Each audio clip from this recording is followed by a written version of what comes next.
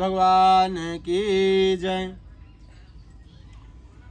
श्री सूत जी बोले, हे श्रेष्ठ मुनियों, मैं आगे कथा कहता हूँ, सुने। पहले समय में इस व्रत को किया है उसका इतिहास कहता हूँ, ध्यान से सुने। सुंदर काशीपुरी नगरी में एक अत्यंत निर्धन ब्राह्मण रहता था। वह भूख और प्यास से बेचैन हुआ नित्य पृथ्वी पर घूमता रहता था।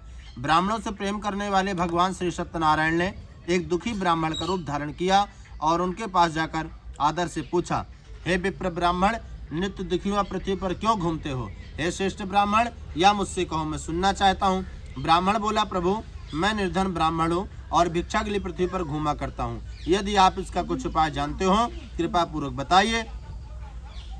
वृद्ध ब्राह्मण बोले, श्री सत्यनारायण भगवान मनोवांछित फल देने वाले हैं, इसलिए हे ब्राह्मण, तुम उनका उत्तम व्रत एवं पूजन करो, जिसके करने से मनुष्य सभी दुखों से मुक्त हो जाता है। ब्राह्मण को व्रत का सारा विधान बतलाकर बूढ़े ब्राह्मण का रूप धारण करने वाले भगवान श्री सत्यनारायण वहां से अंतर ध्यान हो गए और जिस व्रत को वृद्ध ब्राह्मण ने बतलाया है, मैं उसको वैसे ही करूंगा, यह निश्चय करने पे रात में उसे नींद नहीं आई। वह सवेरे उठकर भगवान श्री सत्यनारायण के व्रत का निश्चय करके भिक्षा के लिए चल पड़ा। उस दिन उसको भिक्षा में बहुत सा धन मिला, जिससे बंधु बंधुओं के साथ उसने भगवान श्री सत्यनारायण का व्रत एवं पूजन किया।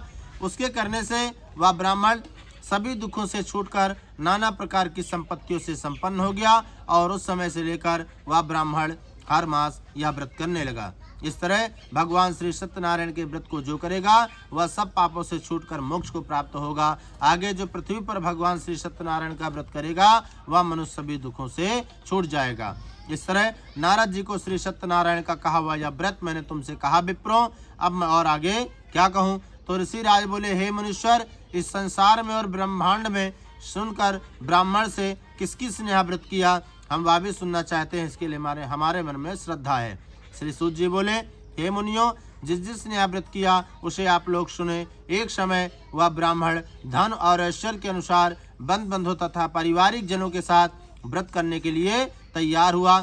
उसी बीच एक लकड़हारा नाम का बूढ़ा आदमी लकड़ियों को अपने सिर पर रखकर ब्राह्मण के मकान में आ गया और प्यास से दुखी हो लकड़हारा उनको व्रत करते हुए देखकर ब्राह्मण को नमस्कार कर कहने लगा, आप यह क्या कर रहे हैं? इसके करने से किस फल की प्राप्ति होती है?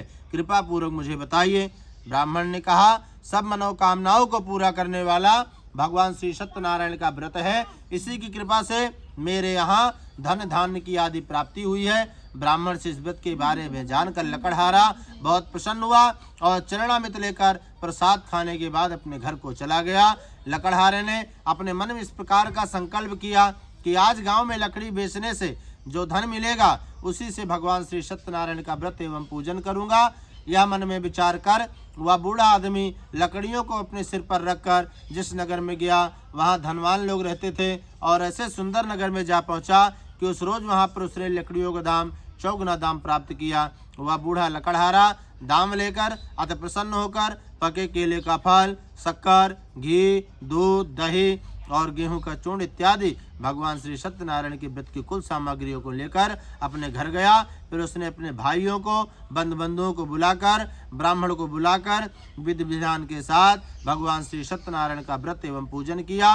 उस व्रत के प्रभाव से वह बूढ़ा लकड़हारा धन पुत्र आदि से संपन्न हो गया और संसार के समस्त सुख भोग कर अंत में वैकुंठ धाम को चला गया। स्कंदरेवा भगवान श्री सत्यनारायण का द्वितीय अध्याय समाप्त होता है। बोलिए श्री सत्यनारायण भगवान की जय।